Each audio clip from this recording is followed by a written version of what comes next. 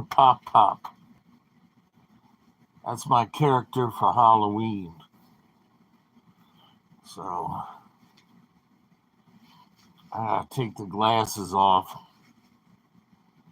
because I gotta take the mask off because I can't wear my glasses. Maybe I can. Oh, cool.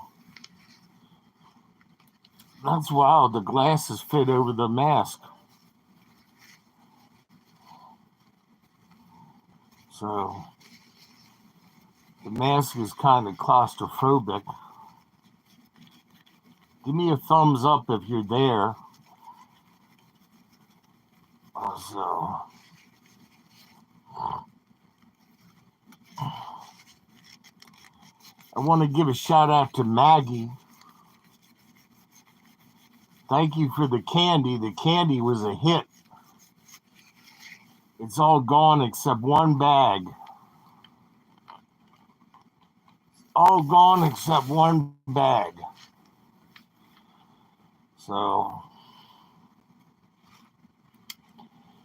it's a little bit claustrophobic. I don't know how long I'll be able to keep the mask on. So how are y'all doing tonight? So there's a lot going on in the world. I gotta take the mask off because it's fogging my glasses up. So anyway, all right. So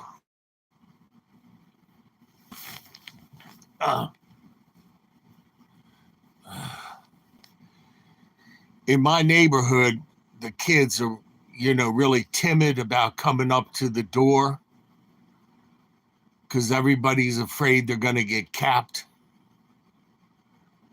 So they come to the door real quiet. But it's been a quiet night so far. It's been a very quiet Halloween. And, oh gosh, I've just been watching some videos, chilling. And my UPS girl, there we go. Always got to put the hand cream on to keep my mummy body from turning back to dust. My UPS girl knocked on the door, and she's got a very special knock. She's very smart because she knocks on the door, and I know it's her. And UPS and the Amazon girl. I meant to say Amazon girl. Amazon Prime. They both do wellness checks, which means when they deliver, they'll knock and wait to see if the old person is still breathing. And so she knocked her special knock, and she said, "Hey, Mr. Will, happy Halloween." And she gave me a bacon double cheeseburger, which for an old person is like breakfast, lunch, and dinner. You ever go to McDonald's and you see two old people and each of them has a small cup of coffee, and they'll be eating like half a cheeseburger cut in half, and then they'll get ice cream later and they'll split it, between the two of them. That's about how much food old people need when you get really far along in life. So, mi mano derecha, Man Raj, yesterday got me egg and cheese biscuit from McDonald's. And my Amazon Prime lady got me the bacon cheeseburger. And then I had a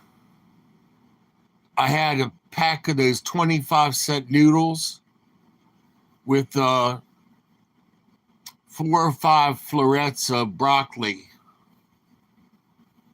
So broccoli's got vitamin K, so I can't eat too much of it with my blood pressure medicine because vitamin K thickens your blood. So I got to be careful with what are those little things that look like little cabbages? So the little tiny things, I don't really care for them. My nephew cooks them up real good with bacon and onion, and they're tasty that way. But those things and broccoli and kale, I have to be very careful with my blood pressure medicine. And grapefruit is absolutely deadly with the stuff that I take. So TV's been really good. A lot of unfortunate stuff's going on in the world. And unfortunately, we've imported it a lot of it into our country because America has got the second largest population of Jews up in New York, and the pro-Palestinian people are marching, and the two sides are clashing, and Brooklyn is a no-go zone now. So it doesn't seem like diversity is really working out that well for us. The thing that I like about the Lord Jesus Christ is Jesus levels everything for everybody. God is no respecter of persons. And when you get born again, truly born again, you can love your way through all of the horrible stuff that's going on. So, again, I want to thank my supporters, you know, Terry and Katrina and Laura and Justin and Maggie and Dibble Craftian and Jonathan Brown and everybody who supports the channel and sends me the old people piddle pads and diapers and all that other stuff that you need when you get the better part of a century old. Because Pop been leaking like an old Studebaker with a cracked block and a bad heater core. So, but I'm all sacked in for the night. I don't even watch the news that much anymore. I watch Canadian Prepper, and he tells how far we are on the brink. And then I watch Monkey Works, WERX, Monkey Works. He tells where all the doomsday planes are flying overhead. So I'm not going to worry about it because I'm in between two targets close to Washington. So we'll at least get 2 of them in my area. So someday if the window goes real bright and I turn into a pile of ashes and blow away like a leaf, there's nothing I can do about it being bedridden. So I'm not going to worry about it. I'll be glad when that rapture happens and I won't be bedridden anymore and I won't have to wear a diaper like a 2-year-old kid and I won't have to eat all of my food mushed up in a food processor. I was thinking about all of the foods that I haven't been able to eat for almost 40 years. I haven't been able to eat gravy, biscuits and gravy. Can't eat that. You know, chipped beef on toast. No. So bacon and eggs. No. Regular coffee. No. You just get to the point where you'd like to have something that you can have to enjoy life a little bit, you know? But I had a good cup of decaf this morning in my Lucky Justin cup. And it's got a strainer inside the cup. So you put the coffee grounds in the cup and pour the hot water over it. Let it sit for a couple minutes so it's nice, strong coffee. And then I had the Cheerios that you all sent me. So, that was really good. I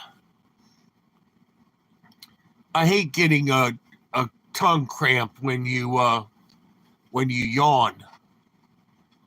And Lord knows I take every kind of vitamin that you can take. My little Halloween mask, that was $6 on Amazon delivered. But it makes me feel claustrophobic to wear it. So I had it in the window earlier today. And then I made sure it didn't have any spiders or anything in it before I put it on. But I just need to wear the glasses so that when you all message me, I can tell who it is.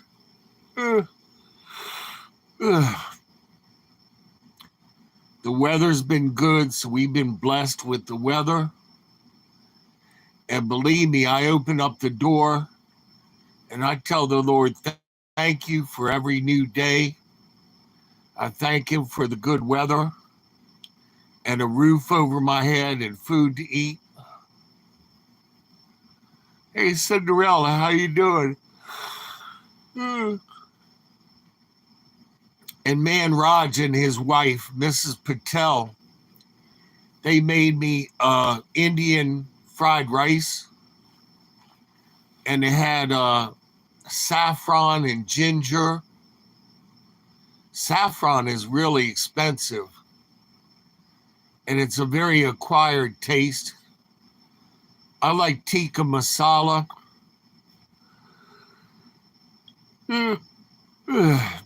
There's a Mediterranean restaurant up the street.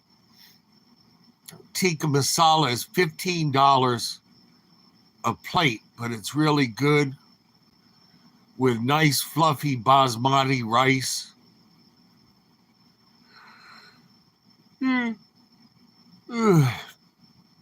And you drink a cup of strong Turkish coffee with it. And the people that own those kind of restaurants, they always have a story about how they came to America with $20 in their pocket and started the restaurant. Strong people. Strong, hard-working people who work 18 hours a day and think nothing of it. Man, Raj is like that too. Hey, Dalen, how you doing? Happy Halloween. Man, Raj works double shifts and He thinks nothing of it. So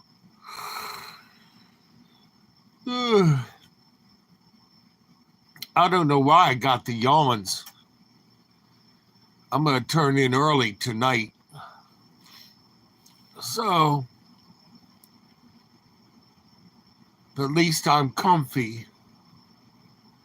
When you get old, that's all you can ask for. When I worked at the nursing home, you know, you made the people comfortable. They had a picture of a relative and a box of candy and a TV set. And that's all they needed. When I worked at the nursing home, I took good care of my people. And one woman one day was screaming. She was screaming, "Help, help, help, help." And she was in the bathroom. So I thought, oh, Lord, please don't let her have fallen or anything like that. And what it was the toilet paper was put on the roll the wrong way, and it was coming off the top instead of the bottom. And the lady would not use the toilet paper until it was taken off the spool and turned around so that it came off the bottom like it's supposed to.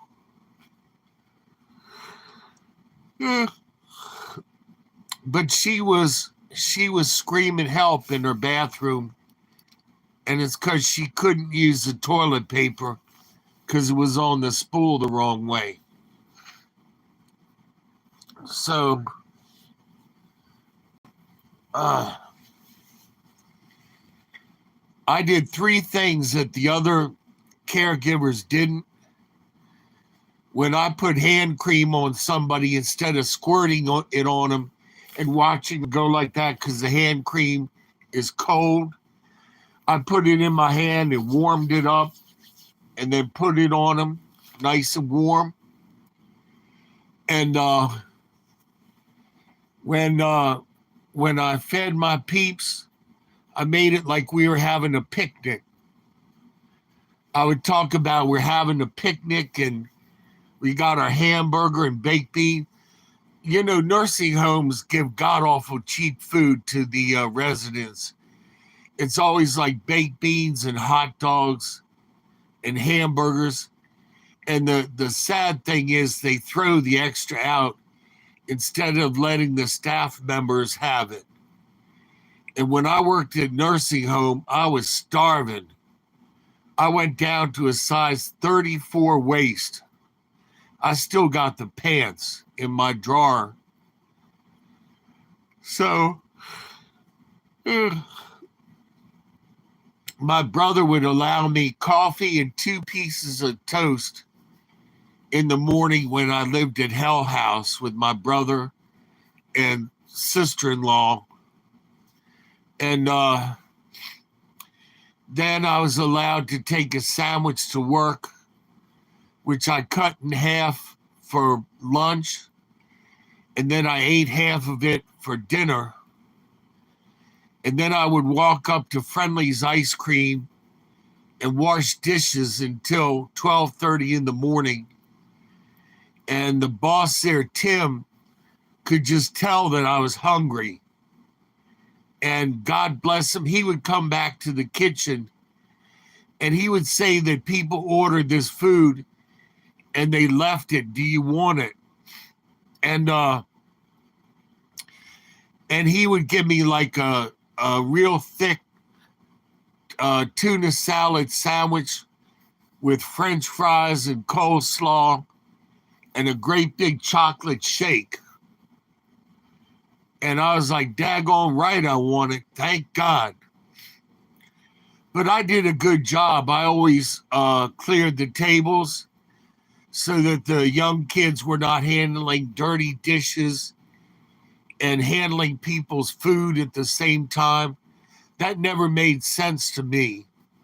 So I always cleared the dirty dishes, took them back in the kitchen, you know, and that way the young people didn't have to handle dirty and clean together. Because, I mean, if you wash your hands, the next time you handle somebody's dirty dishes, your hands are right back to being unsanitary. So, like I said, that never made sense to me. And Friendly's was very nice to work at. And I would come home 1 o'clock in the morning and, excuse me, I would open up the front door real quietly. Eee! And the dog would go woof one time. And my brother would come bounding down the stairs.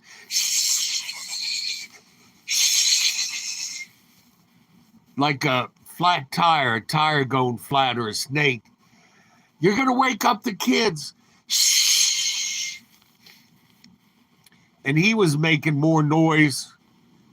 He was making more noise than I made coming in. And I took my shoes off so I didn't get my sister-in-law's precious blue carpet dirty, and would go downstairs and lie on the sofa to get a few hours of sleep before the daycare kids would come, and I could have my coffee and my 2 pieces of toast in the morning. And the little dog would come and curl up with me, and the dog always tried to go upstairs, and I said, dog, you don't want to go upstairs because there's monsters upstairs. Stay down here where you're safe. And so one day when I went to work, the little dog decided he had to see what was upstairs. And he jumped over the baby gate, or pressed past the baby gate. And my sister-in-law screamed at it. Get off my precious blue carpet, you mongrel.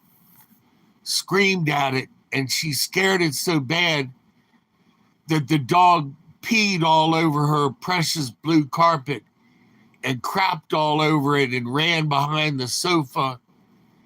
And she screamed at it, and it crapped and it peed more. I mean, it got the whole living room, all the new carpet in the living room. She opened up the front door, and the dog ran out into the street. And one of the neighbors, seeing that it was a very expensive Bichon Frise, asked her if he could have it. Obviously, with her screaming at it, he asked if she would let him have my dog. So she slammed the door, and that was that. And so I came home that night, 1 o'clock in the morning, and I opened up the door, and no woof, and no brother coming down the stairs going, shh, you're going to wake up the kids. None of that. So I quietly clicked the door shut,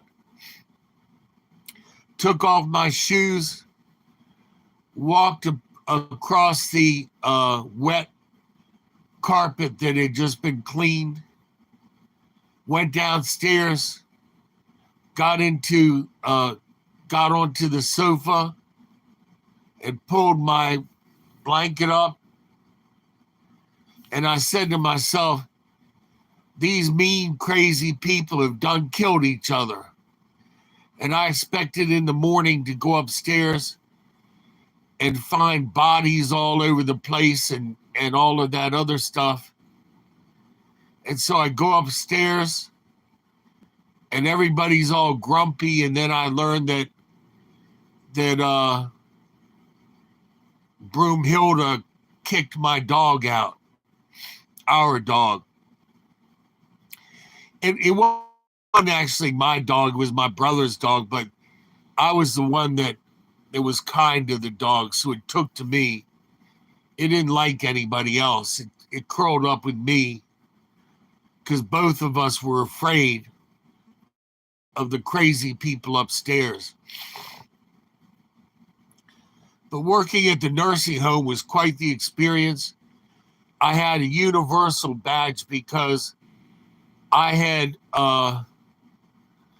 studied for the nursing assistant program, and I had a white uniform and white shoes like you're supposed to have, but the shoes had a green Nike stripe, and the lady did not like me, so she did not hire me for the floor. So after training, there was no job for me. And believe me, that was a big, big problem, living with my brother and sister-in-law and not having a car and being handicapped and only being able to work within walking distance. So that would have meant being put out eventually, put out of the house. So I prayed about it, and the lady who would not give me the job got sick. She got sick for 3 months, and the nursing home called me back, and various people at the nursing home said, well, they knew that the lady had shunned me and stuck it to me. And they said, well, God doesn't love ugly. So the lady was gone. The nursing home hired me with the universal badge to do everything from laundry to taking care of people to wiping butts to vacuuming floors at $2.74 an hour, which Mr. Markland said was the top of the pay scale. So in any case, I was making this one guy's bed, Mr. Dorsey. Mr. Dorsey was like 90 years old. And when you make a handicapped person's bed, you have to roll them on their side, and then you wipe their butt, and you take that sheet and everything, throw it in the laundry bin, and then you got to tuck a new sheet under them and roll them the other way and pull the sheet to the other side of the bed as carefully as you can. And just as the guy was rolling on his side, he cut loose on me all down the front of my white uniform. Looked like it had chocolate ice cream all down the front of it.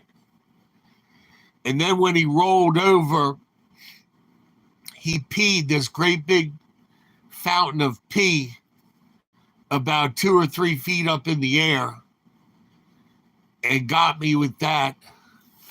So I ended up having to get cleaned up before lunch. And Mrs. Dorsey came in and she said the room smelled like feces. And I was like, well, no doubt.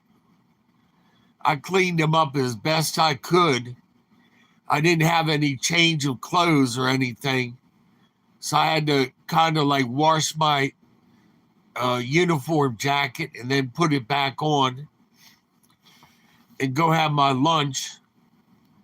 Everybody there had that kind of thing happen. So they all kind of laughed it off and sat a few feet away from me at lunch. And the ladies there were Spanish and Filipino, and they knew I was starving to death. And they would take the plastic lid from something they brought, and they would put blood sausage on it and rice and plantains, you know. And I'll tell you, I'm not big on eating blood sausage, but when you're literally starving, that stuff, anything that you eat tastes good. And man, I gulped that food down with gratitude, just like a dog at the pan. And I would vacuum the floor, and the vacuum had an orange cord. And when people have dementia, they're attracted to red and orange, like the fire pole on the wall. They're attracted to that. So I'd be vacuuming the hall, and this lady would come with her walker, chasing that cord on the vacuum cleaner. And I had to make sure she didn't trip. So right when she got up to me, I would have to unplug the vacuum cleaner and go to the other side of the hallway and start all over again. She'd turn around, here she'd come with her walker, coming after that vacuum cleaner, like she was homing in on it. And it was a little bit frustrating. So they had me do the laundry, and he said, do you have any ideas for the laundry department? And I said, yeah.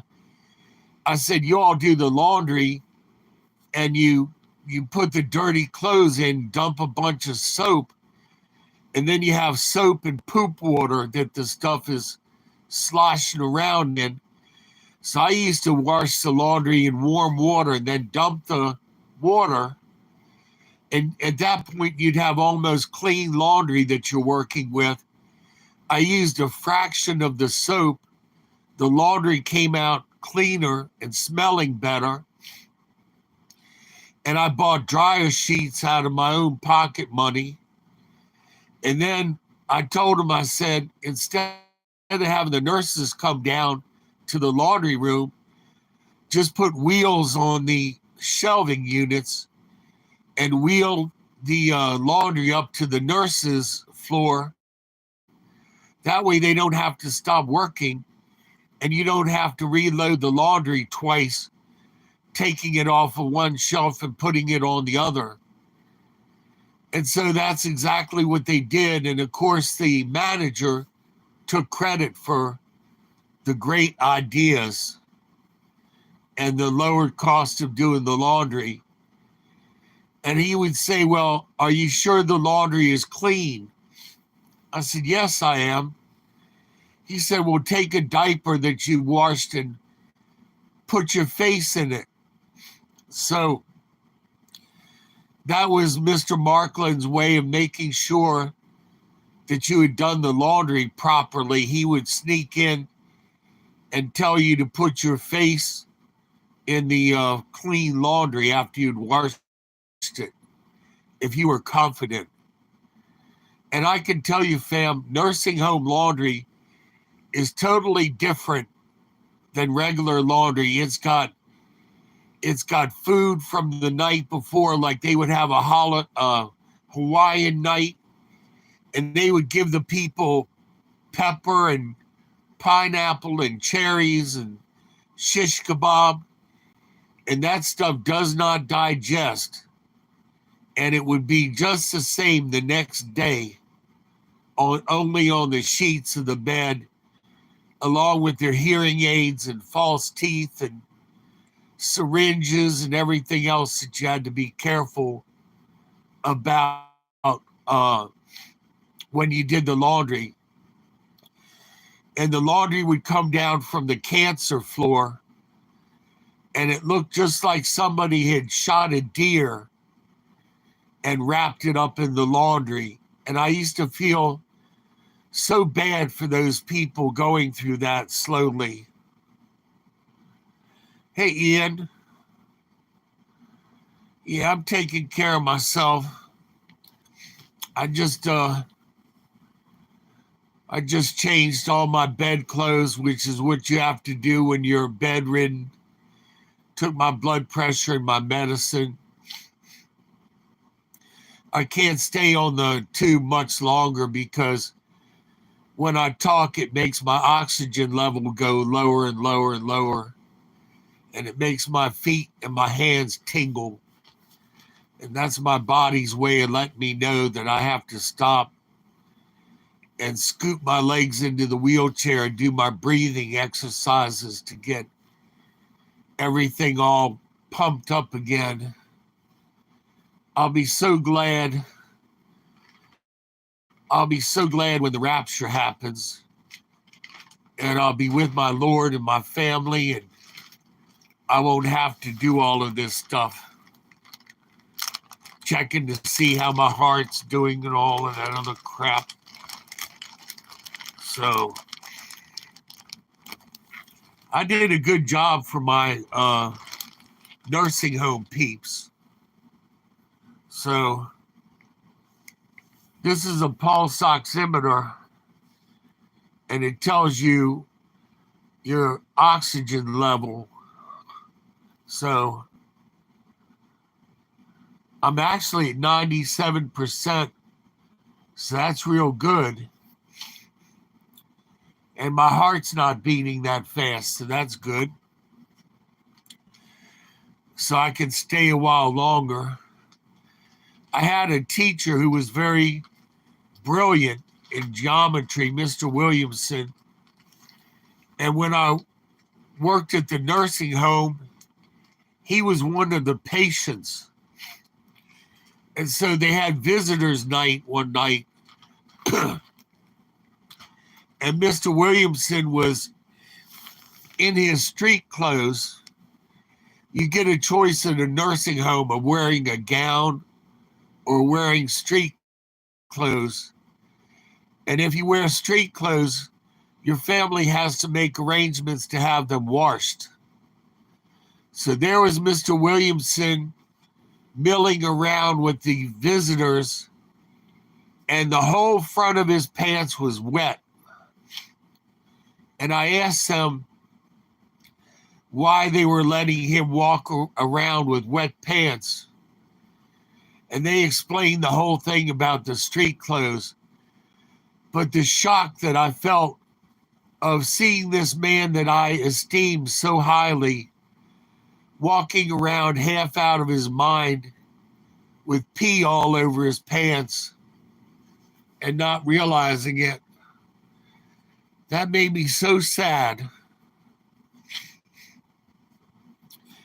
But as the patients get worse, they move them to different floors in the nursing home, and it can be quite traumatic for the patient. So what I did was I paid close attention to how the room was set up.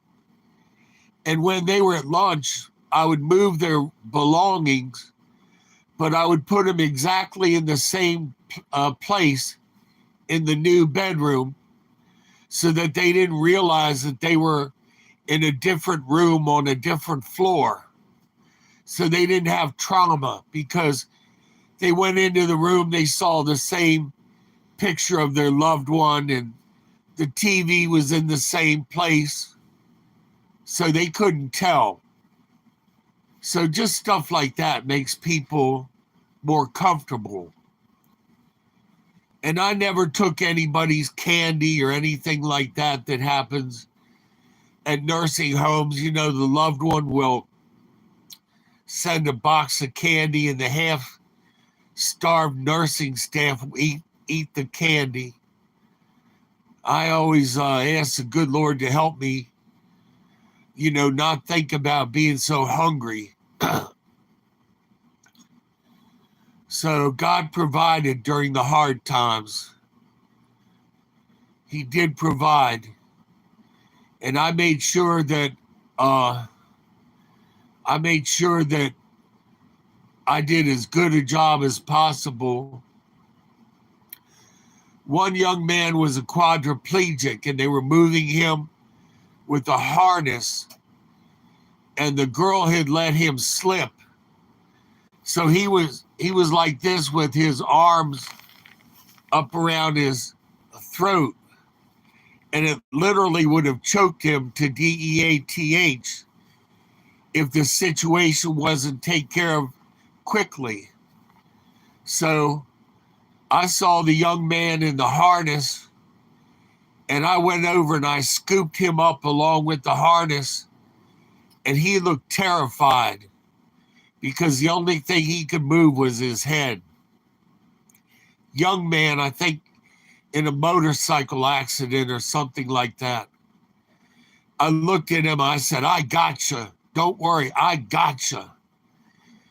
And I picked the young man and the harness and everything, scooped it up, put it in a bed, took the harness off. You know, the girl and I made sure he was all tucked in nice. And after that scare, I couldn't even lift a Coca-Cola up to my mouth. I was so weak after that scare. But during the time of having to lift the guy, I was like Superman. I looked at him, I said, I got you. You don't have to worry. So stuff happens quick in the nursing home.